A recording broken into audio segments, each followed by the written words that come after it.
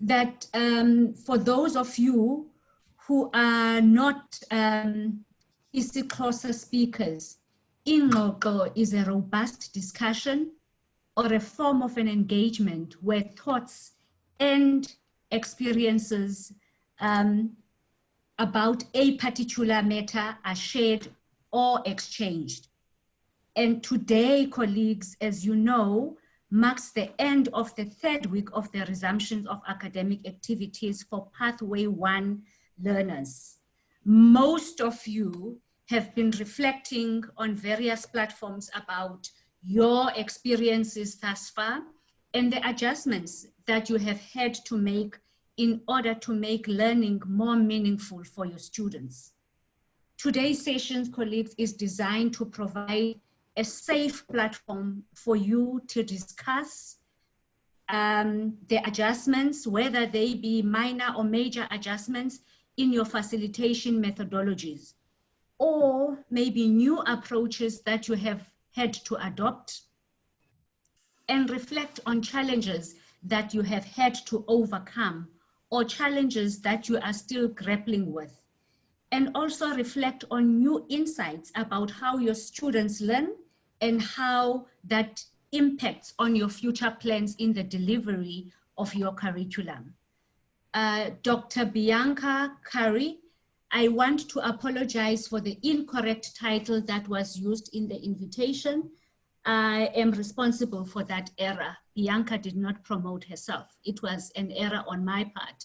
And also Dr. Noluthando will kick off this afternoon's Ingxoxo. After their inputs, we will all participate, and hopefully, colleagues, we will have a constructive discussion, more discussion, and more people will share their experiences. Please also feel free, because I can see that you have started to do so, feel free to use the chat platform for your inputs. It's not about asking questions, it's about sharing. It's about having an Ingxoxo, a robust discussion. And remember, before I keep quiet and hand over to them, remember that we are in the process of expanding our repertoire of online and remote learning and teaching approaches. So let me be less formal now and say, over to you, Bianca.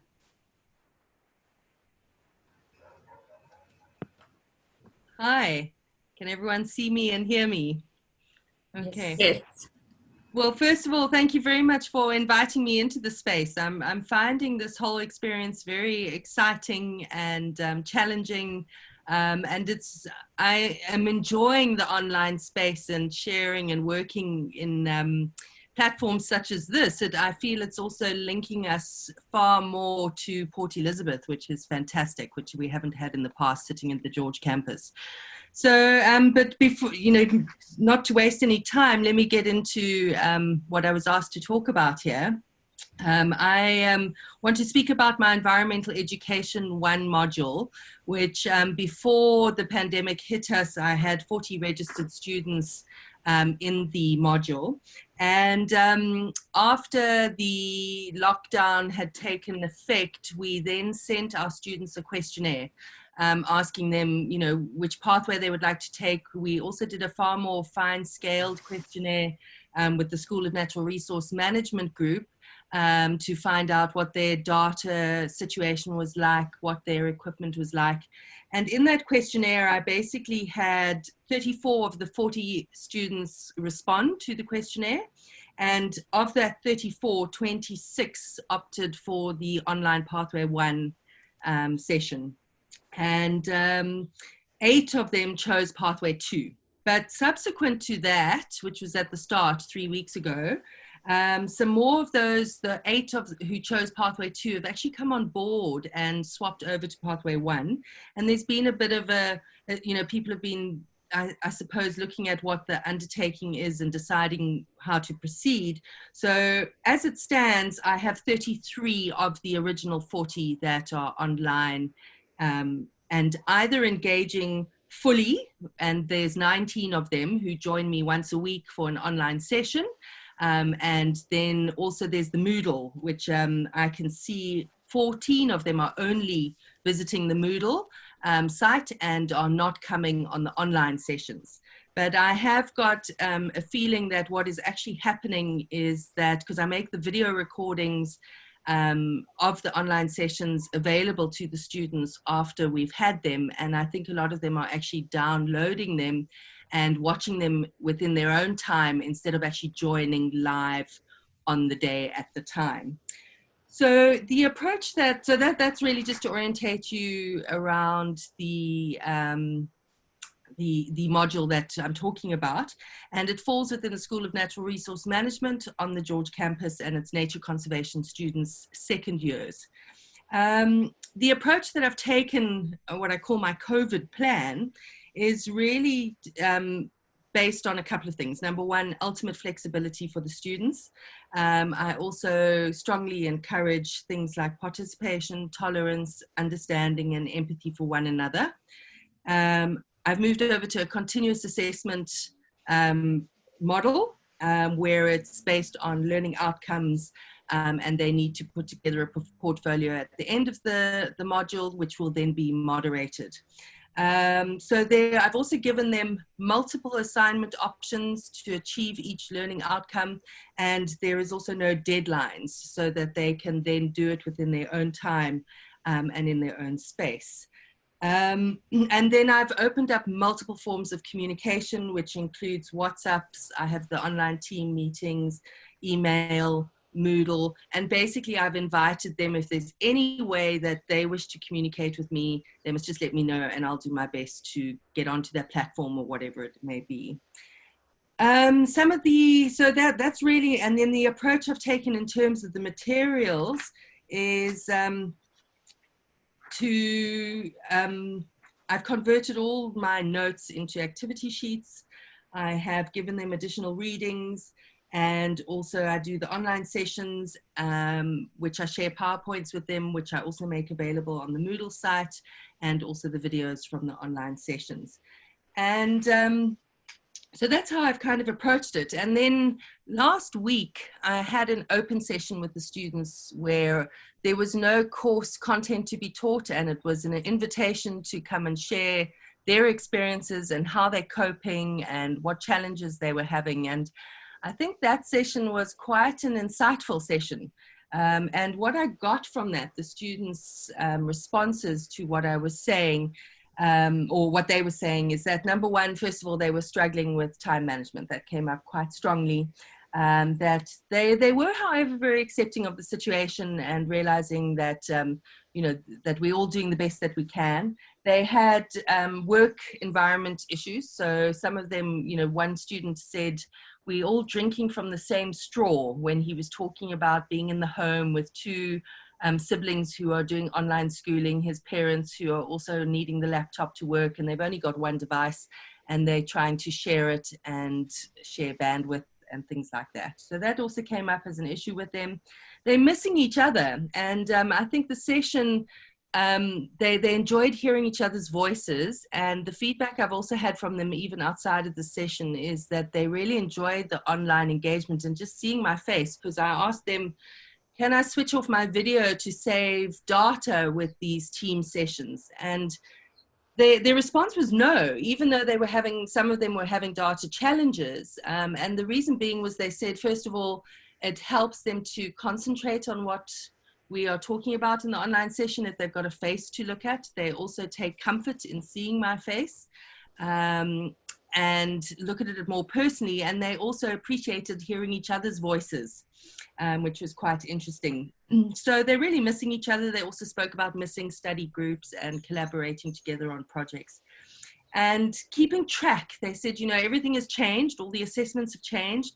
So they're battling to keep track of what they need to do for which module. So that was really generally what feedback I got from the students. And one of the students also said to me, even though we are second years, we feel like first years again, because this is just a whole new learning landscape for them, I think.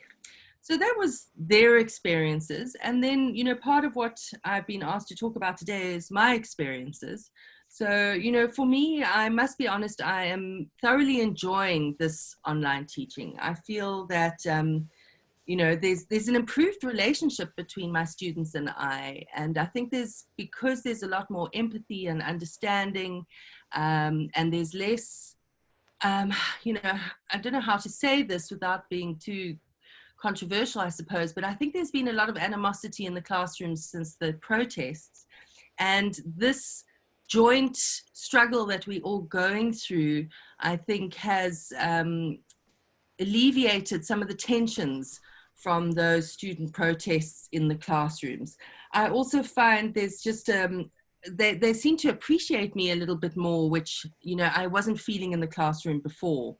So there's definitely an improved relationship. I think I also have greater empathy for them as well, because I realize they're all in different situations across the country, and, you know, they're not on this equal footing on the campus. So I think I'm also being a lot more in tune with their personal lives and what they're struggling with, and trying to ask them a lot of questions around that. So I think also the relationship is a lot less adversarial, strangely enough. I'm finding myself needing to take on a far more caring and nurturing relationship in this time than I did in the classroom in the past. Some of the personal challenges on my front was obviously just getting online and getting on track in terms of learning new software, in terms of converting all my learning materials and trying to figure out how to achieve particular learning outcomes that are very practically orientated. But I've got my plan and it seems to be working. The students are really on board. I'm enjoying my engagements with them very much. I think, you know, one of the questions was also what has changed? Well, I think first of all, there's more responsibility on the student to participate. They're more, it's more voluntary. So, you know, if they don't come to the online session, you know, that's open to them. My system is very open, and how you want to learn, the ways you can learn with what you've got on hand. So, you know, I can't be critical of students who might not be able to join us for the online sessions, for example, whereas I would have been critical of that student not coming to class if they were on the campus. I hope I'm explaining myself all right there. So I think in terms of the changes, the experience that I'm having, and my approach, I think that's pretty much what I've got to say. I hope it's been insightful, and I'd really love to hear what others have to say about it too, and what others are experiencing. So thank you very much. Thanks. I'll mute my microphone now. Okay. Noluntu, will you unmute your microphone, and it's over to you. Yes. Oh, thank you very much, ladies and gentlemen. I am Noluntu from the Faculty of BES, the Department of Economics. I've taught first years, quite a large number of them. You know, you're talking about 800s. I've also taught the small groups. The modules that I'm responsible, we look at ECC 101, EC 101, which is those old students, ECS 101, ECSV 101, ECSV 111. So it's quite a diverse number of students. There's diversity. Some I teach separately. The ESV 111 I taught separately.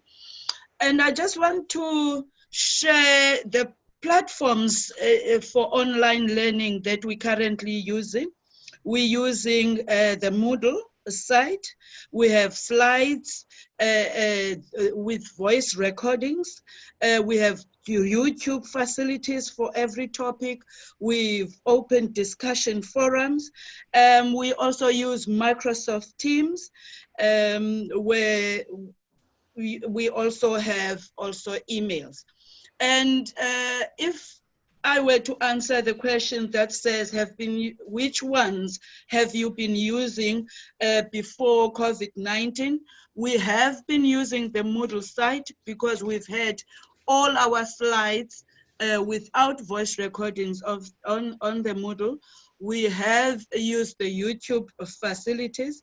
And if you were to ask me what's different and now from before, the slides now have voice recordings. We've introduced discussion forums. We've requested with the assistance of the SI department to open up the SI platform where we have involved tutors and SI leaders.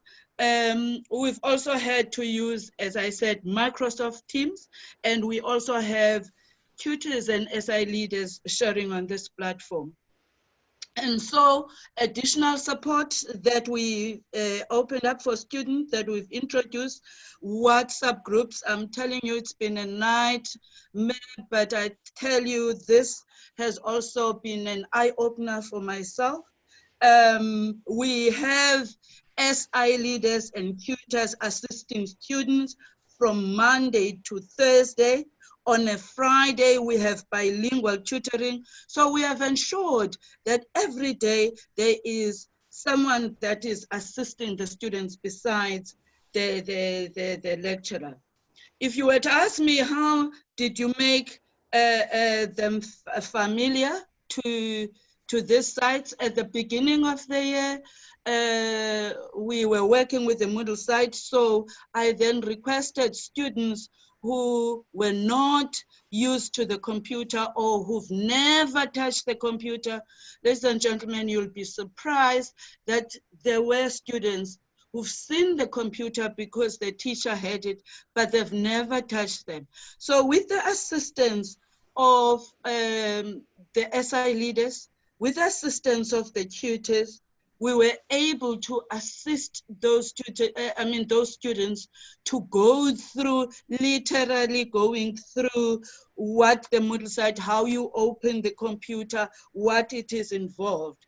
So when the Microsoft Teams came on board, we actually took advantage of that first week, because in that first week, we wanted to do revision. So the whole— Sorry, Noluntu. Hello. Noluntu, sorry, may I disturb you? The Yes. participants are asking that you move your screen slightly down so that they can see your face better. That's better. That's better. Once more. Is that once better? More. That's better. Thank you very much. Oh, don't move. That's okay. better. Thank you very much. Oh, thank you so much, Chems. Thank you so much. It's because I'm timing myself, Chem. I don't want to go over. Thank you so much. I'm saying that that week of the revision, we actually went on to assist the students.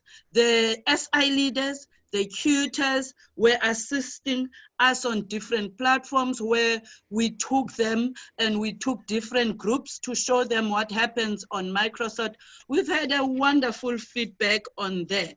So ask me the challenges.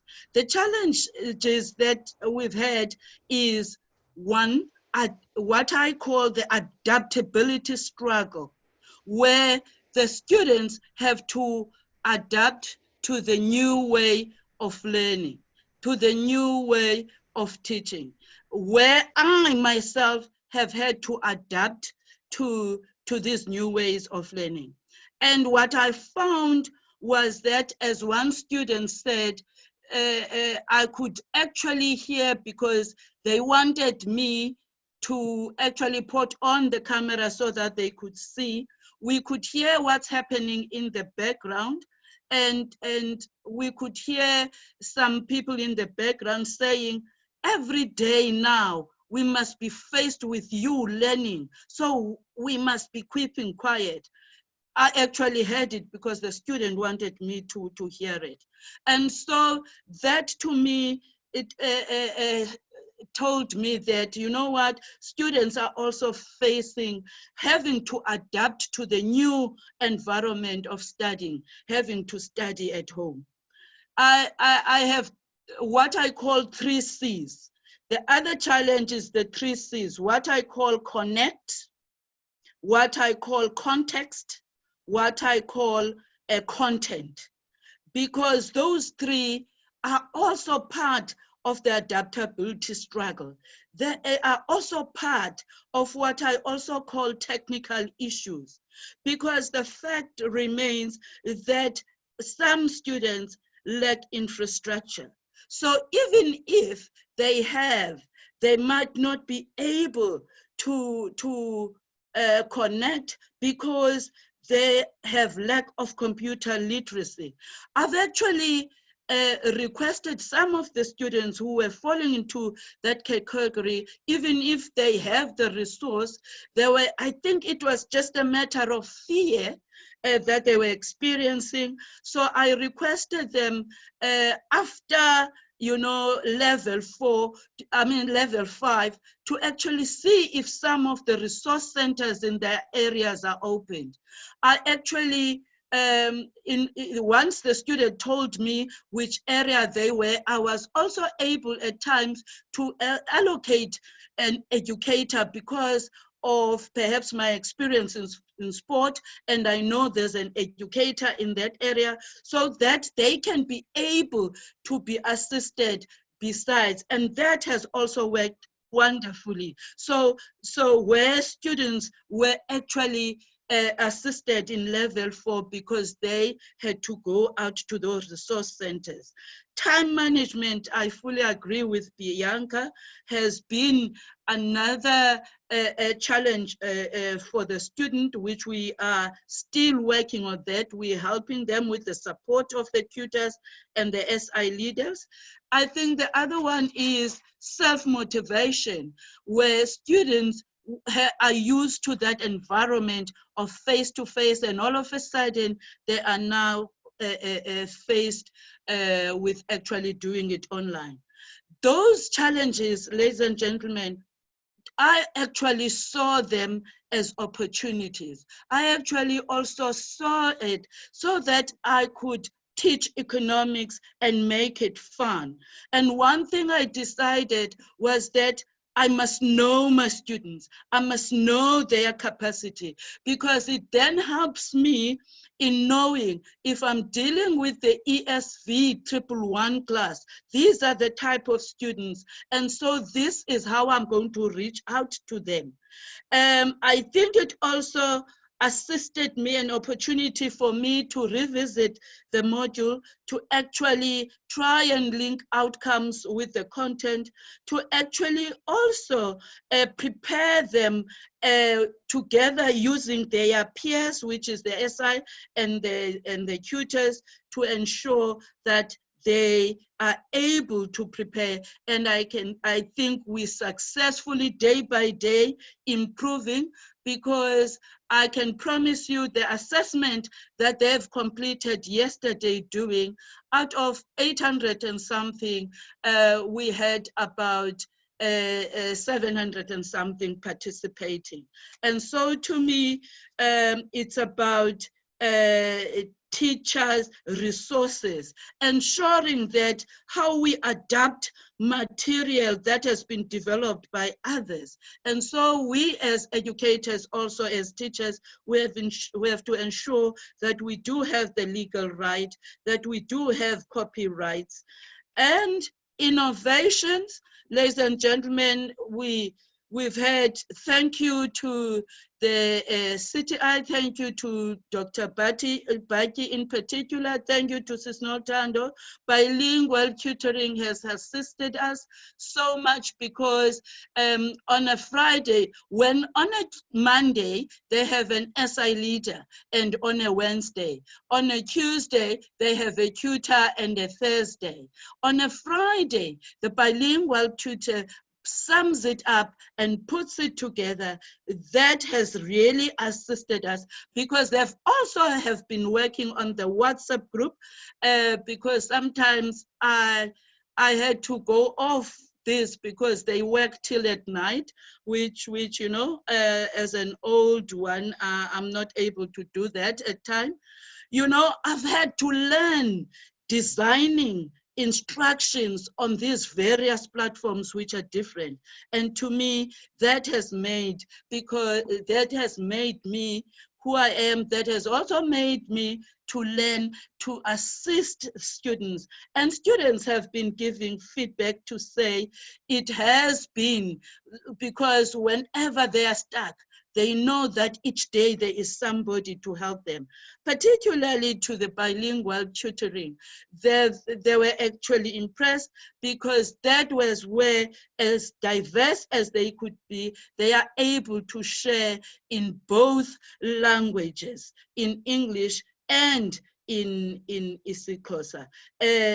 All this we did to ensure that learning is more meaningful to the students. Thank you so much for listening to me. I thank you. Thank you very much, Noluntu, and thank you very much, Bianca. I'm going to ask both of you, Noluntu and Bianca, to keep your cameras on, because people want to see your faces when you make your inputs. I am also watching the chat platform. There's one question. I said this is an Ingxoxo, meaning that we are adding ideas, we are sharing ideas. However, we also need to entertain questions, because people came here to get help and also to give their inputs. There's one question from Vuyani.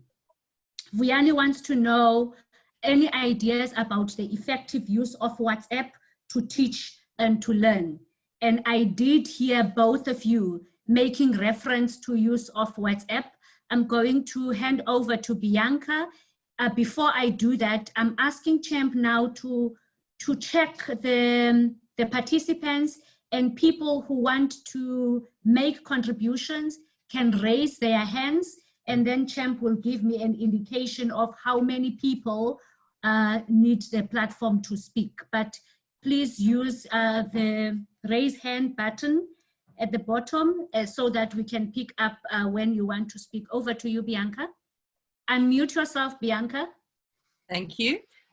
Yes, so I actually have quite a heartbreaking story to talk about when it comes to WhatsApp, and that is last week I got a WhatsApp message from a student who is sitting somewhere deep in the rural areas of the Eastern Cape and has no electricity, no cell phone connection whatsoever. So when he actually did a trip to town, which was the first trip to town in several weeks, it was the first time he could actually make contact with me. So he WhatsApped me and expressed his challenges around getting online. And so after quite an intensive conversation with him, we decided, you know, he's going to try and he doesn't want to get left behind, and he's quite fearful of the pathway to being so delayed.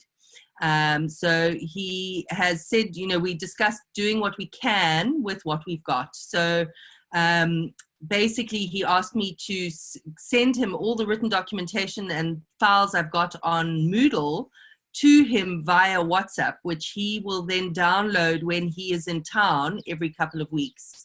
So that's quite an extreme case, but outside of that, with the rest of the class that is online and is engaging, it was quite interesting because the class had a WhatsApp group before COVID and the lockdown set in.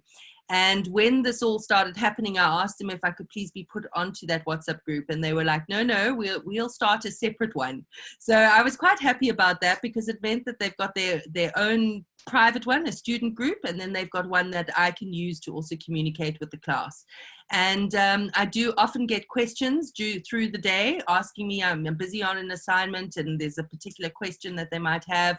And also those students who are not as vocal in the online session are also using it as a means to communicate with me. So they might be, I'm assuming, maybe a little shy in the online video sessions like we're having now, to actually ask a question. But straight after the session, I'll get a couple of messages from some students through the WhatsApp group, and they will then actually sometimes even just WhatsApp me personally, so on a personal level. So I'm finding WhatsApp more, you know, small sound bites of you know, answering questions here and there and showing support for them and the work that they're doing and helping them. And they send me the odd like little clip of an assignment, or, you know, a document with a circle around it saying, I don't understand this, or, you know, it's just little clarifications that they use WhatsApp to kind of clear up, except for that one extreme case where I'm sending all the documents and PDFs and converting all the reading material into smaller PDF documents that this one student can download when he's in town. So yeah, that's how I'm using WhatsApp. I can't say it's, besides small sound bites of communication and answering ad hoc questions as they come through, I'm not really using it as a teaching platform, let's put it that way. Thanks. I'll unmute now. Noluthando? Okay, thank you, Sis Noluthando. Let me say that I never used WhatsApp. There was a personal reason for me not to use it. But I can tell you, I have had to get out of my umtarara, so the BTC says, to actually say, this is not for me, this is for the student. I've had to use it. Having those little ones around the house helps. They actually were very excited for me, for them to help me, because you know, they get excited when we don't know anything. And I've always said, allow me to first say it in Xhosa, uba kungemali yam nisazi lo WhatsApp nje. In other words, it's because of me that you know more of the tricks of WhatsApp. And what I have seen, this instrument which I thought was useless, I actually sent via WhatsApp the slides with the video recording. And having to teach, I actually thought it was even more expensive to actually even phone from the WhatsApp, but I learned all this just now. So having sent the slide with a voiceover and the student then communicating to me, and sometimes I having to phone them to ensure that they actually heard. I've also had to ensure that there is something they call inboxing, where if the student is shy to speak in the group, they can inbox me and speak to me and say, ma'am, are these the correct answers? And that is how I got to speak to someone that was eqokolweni down in the bosoms of Flagstaff. And I promise you, I really got excited because I could share something with someone that was in the rural area of Ntabangulu in the Transkei. So I am sure as we learn to adapt to these things, we might be able to turn.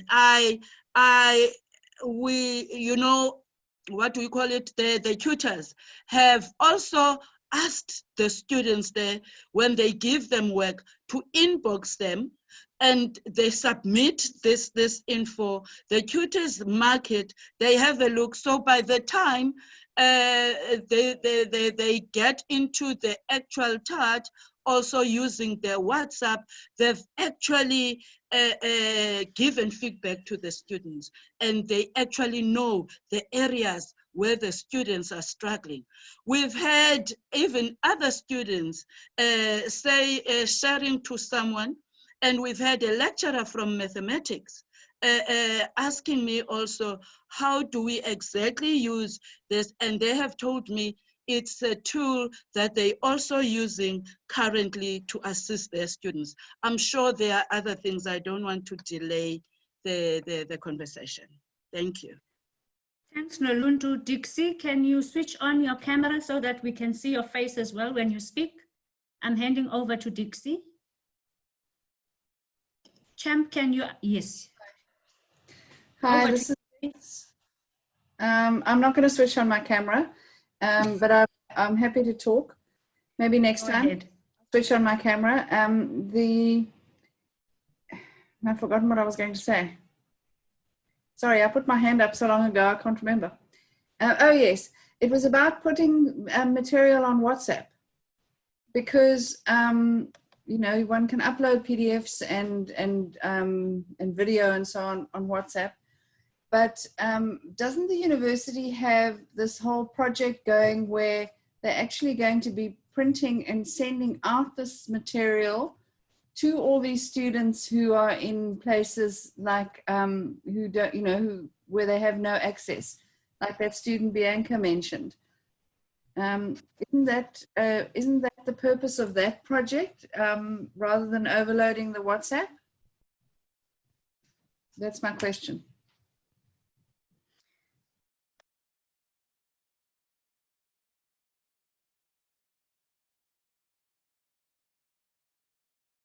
Hello, Tanda, can I come in? Cheryl, yeah? Oh, okay.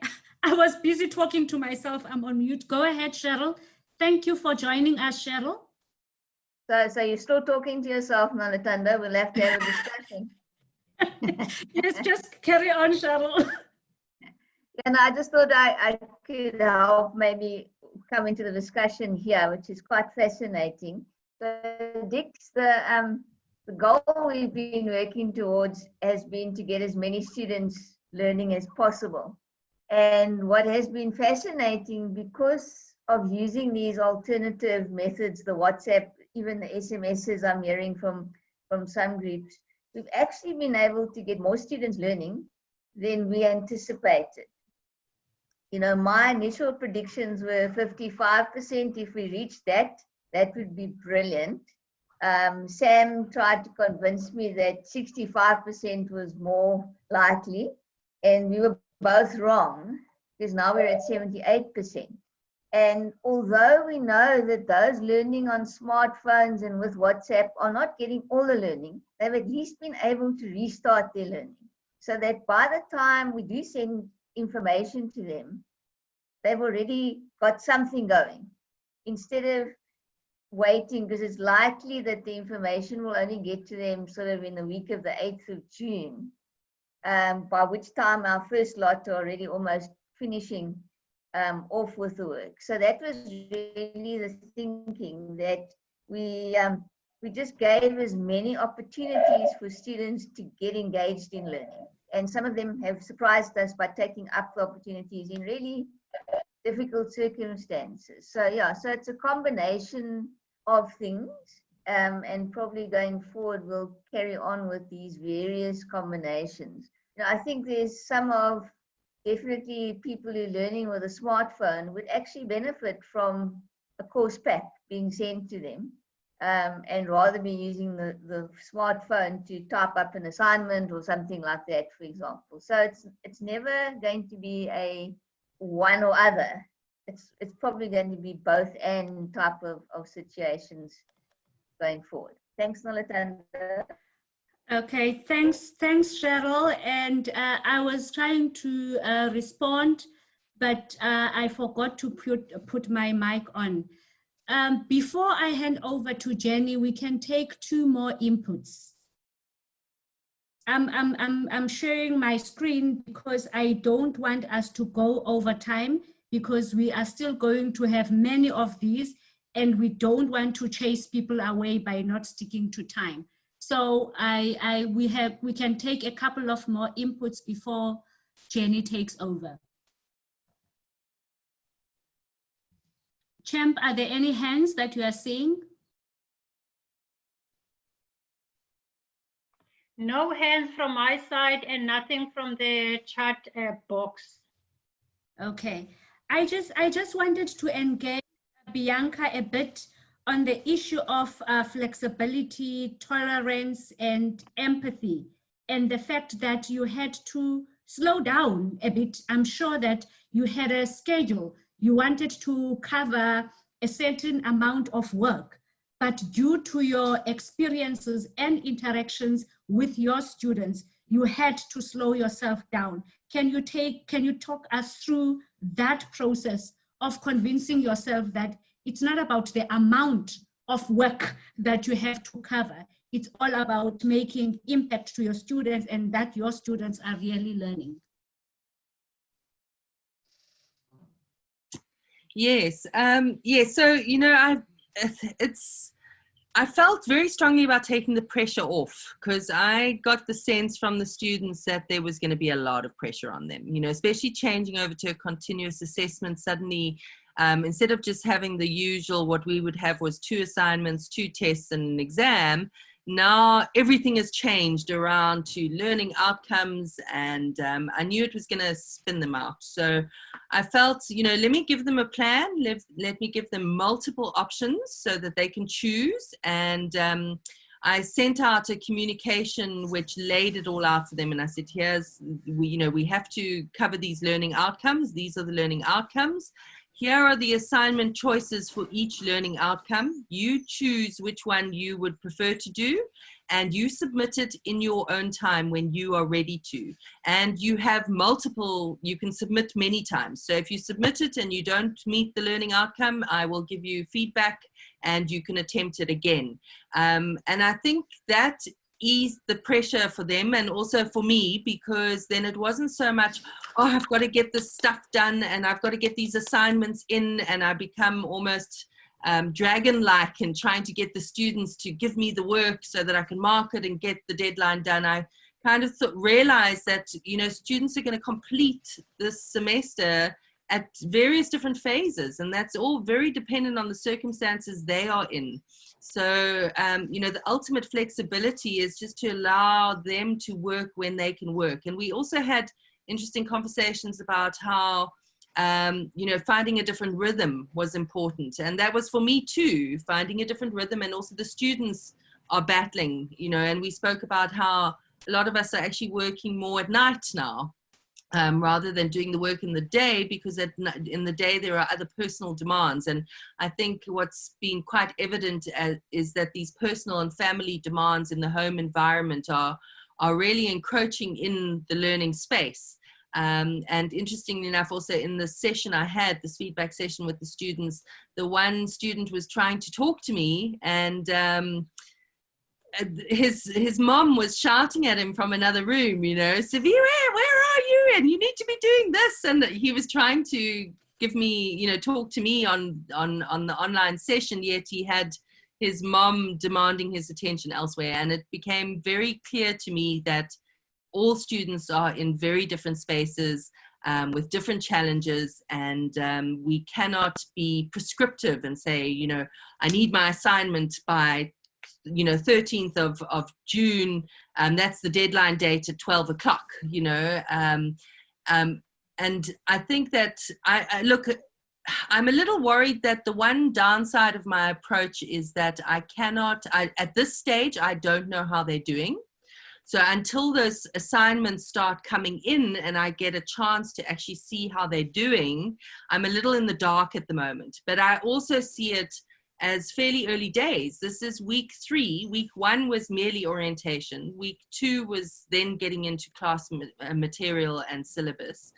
And, you know, I'm one of many of their lecturers. So I'm also kind of just giving it a little bit more time and just seeing how it goes. But right now, I don't know if my approach is going to be successful or not. And, you know, only the results at the end of the semester are going to show that. But I think the understanding and the empathy that I've been trying to foster in my approach, as well as amongst themselves. You know, I talk about, you know, that when we have these online sessions, we also speak about how lucky we are to be able to have them, and that some of the students in their own class are not able to participate in these sessions. So I think, you know, that tolerance also, and empathy and understanding that we're all in a different situation, all with our own personal struggles and personal demands, and trying to find a balance and trying to make this work with what we've got, has been good, because it has just made them more sensitive and understanding, and more, you know, I think they're also trying to help each other. So I see on the WhatsApp group, we spoke about WhatsApp, but I'm seeing on the WhatsApp group that they post a question like, I can't find this or I can't find that. And if I haven't replied fast enough, I noticed that one of the other students had said, oh, I found it here, or I did this, or I did that. And, you know, then I come in afterwards and say, yes, that's correct, that's the right way, or yes, this is where you find it, or, you know, so there seems to be, we're starting to form a stronger community now. of practice, if we can say it that way. We are helping each other, and I think that has come out of emphasizing this need to understand each other, to be empathetic of each other, to be tolerant of each other, and to help each other as best we can, and emphasizing that we are on this journey together, because usually it's students and lecturers, you know, and there's these two groups, and you know, we don't walk, I don't know, I don't feel like in the past that we walked the journey hand in hand like we are now. I think that has definitely got a lot better.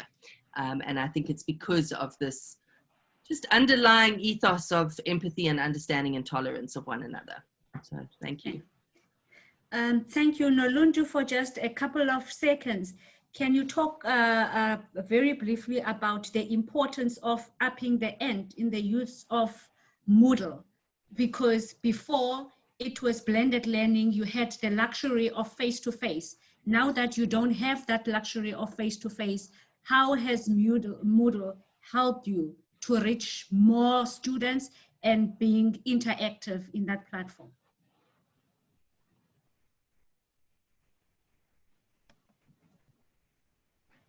Unmute yourself, Nolundu. Thank you. It has been very helpful because, one, I have learned to redesign and ensure that instructions are clearer to students. It really making sure that when I send out information, it has actually, you know, they will actually understand it. We've also had discussion forum, because when we are on Microsoft Teams, we do record. And so we post it even on the Moodle side because we have copyrights to do so. And so those discussion forums, after a lecture, there's a certain time they know that after the lecture, so many hours after the lecture, they actually know I'll be on the Moodle side. They actually know the time where they will interact and get an answer immediately. So we've sort of said, don't stay behind with a question, just ask. And I've also learned to multitask. Sometimes I get carried away with having the interactions on the site and I forget to look at the conversations. So I've had to learn to say, whilst I'm busy on the Moodle site, perhaps with someone, let me be able to converse with someone, and that has assisted me. And so the Moodle side has been of great assistance because the discussion forums are helpful. The students can post any question. They know the turnaround, that, you know, they won't go the whole day without without a response.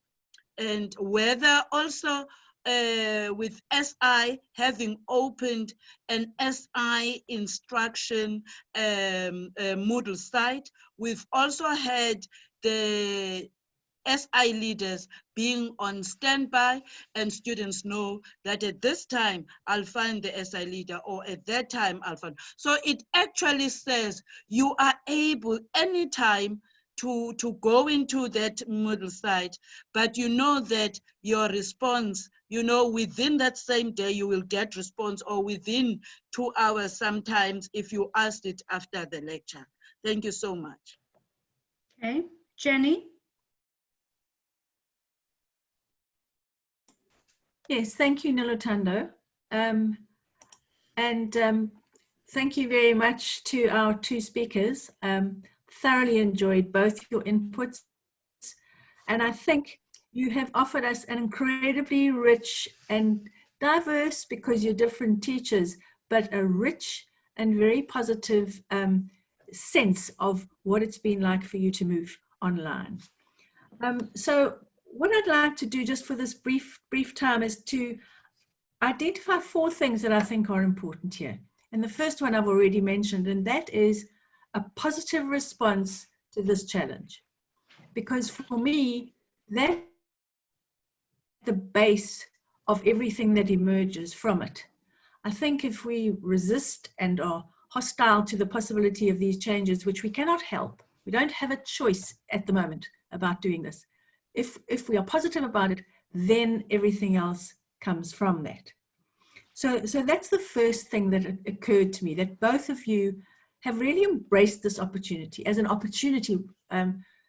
Noluthando, you even mentioned it. I see this as an opportunity. Challenge turned into opportunity equals growth and development. So that was the first thing. And then emerging from that is a wonderful array of innovative pedagogy. The first thing that occurs to me is bilingual tutorials. That is a wonderful idea.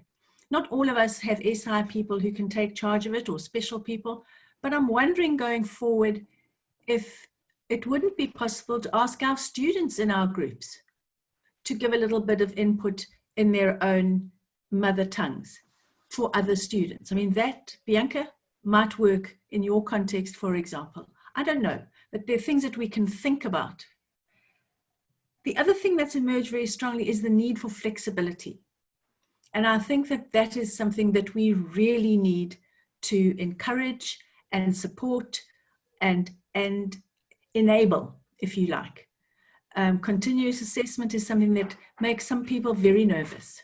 So we are going to be having a focus session on that, and I think that will add to this. But for now, the flexibility issue is crucial.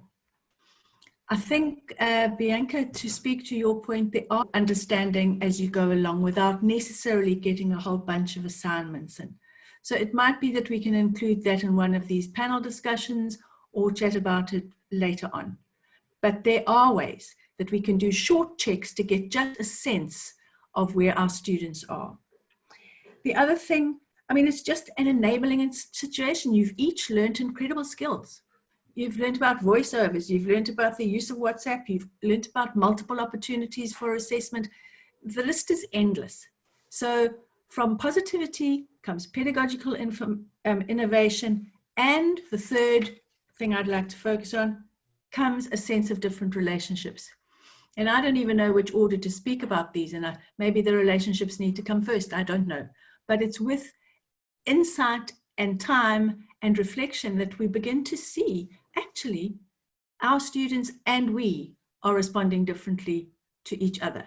And I think that is very important, that actually instead of thinking that everybody's just the same sitting in our classrooms, look at us all with an equal opportunity in George, we actually see in stark relief just how different our students are and just how different their experiences are, and just how different the experiences that they bring into our classrooms when we go back online into the face-to-face.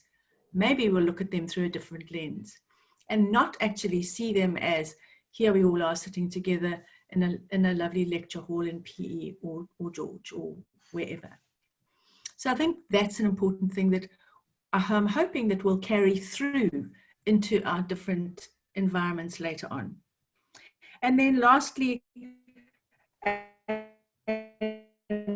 by no means is what I loved, Noluthando, your adaptability struggle.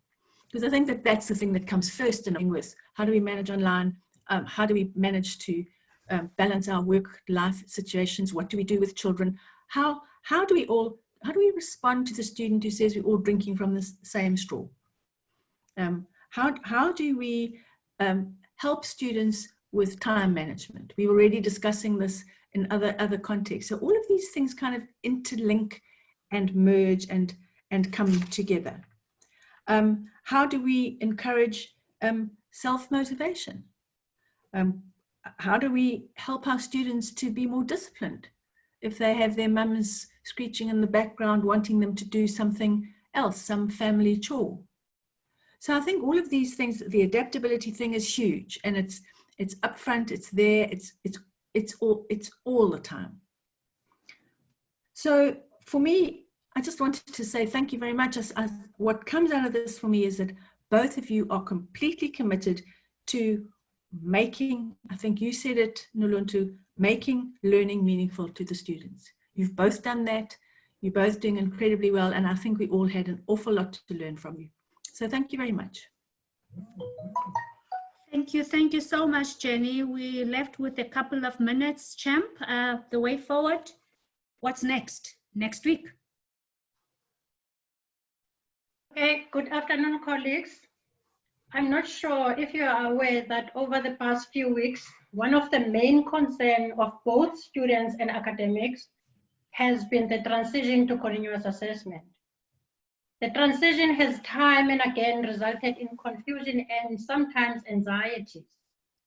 We therefore invite you to join us for our second Ingxoxo next week, Tuesday, to share ideas and learn from each other, just like we did today. We have to learn about this transition to continuous assessment so that it can minimize the anxieties and the confusions going forward. So please look up to the memo and sign up for the discussions. We hope to see you there. Until then, from my side, thank you very much for joining us today, and thanks to the speakers. I know that Nolu is going to thank them, but from my side, I must say thank you. So please keep safe and keep on keeping safe. Thank you very much and goodbye. Colleagues, I have termed these sessions Ingxoxo because I want to draw from my upbringing, and from where I come from, I cannot have the last say when there's someone else in the room who can do that. Yes, from myself and my team and everyone, we thank you for your participation, but I think it will be best, and my ancestors won't forgive me, if I don't give Cheryl the opportunity to say something, the last word.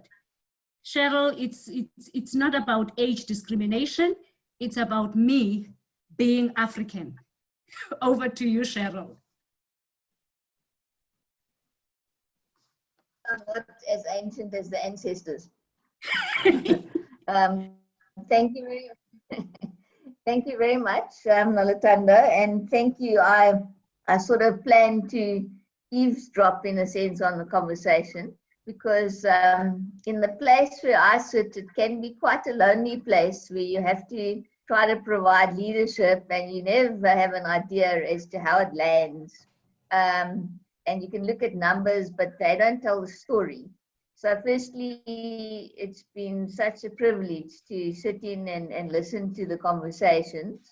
I was thinking to myself that I think we have moved light years forward as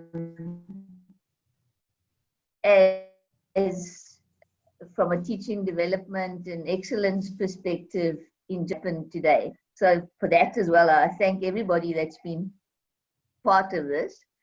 And then, and lastly, I would say is the great, as Jenny said, the great innovations that are coming to the fore.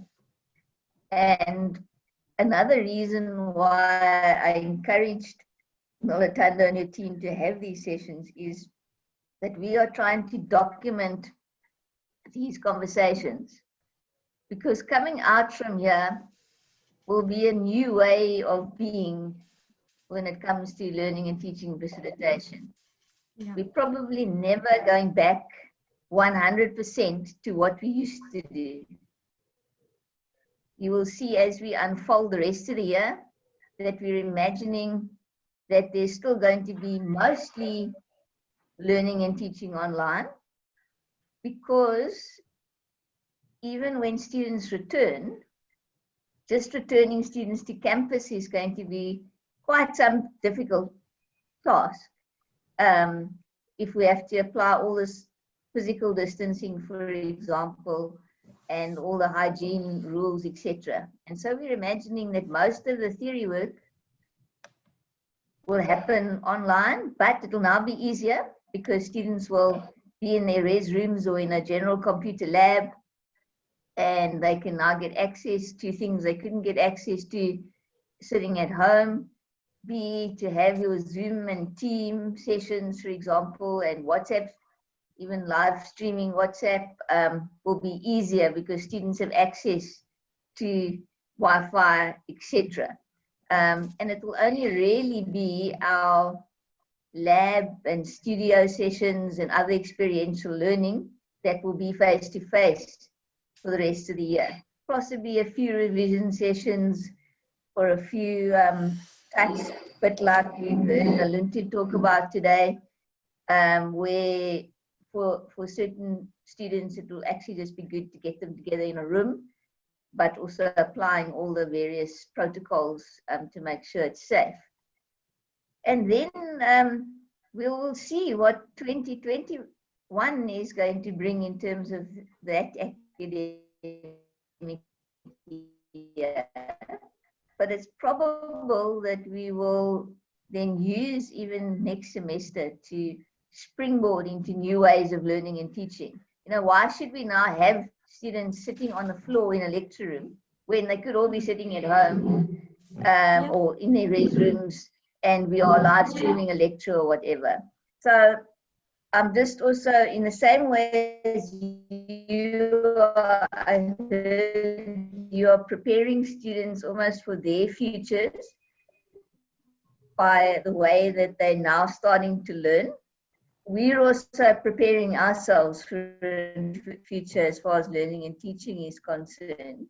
And so thank you very much for the innovative work you do, the extra mile, everybody. And I'm sure at the end of this, we are going to reap the benefits. We can't see them now, but we are going to see them as we move forward and when we get to graduation next year. So thank you very much, Noluthando, for setting up the session for you and your team. And it's been a great experience for me. Thanks. Thank you, colleagues. Hope to see some, if not all of you, next week, Tuesday, and next week, Friday. Goodbye from all of us. Bye-bye.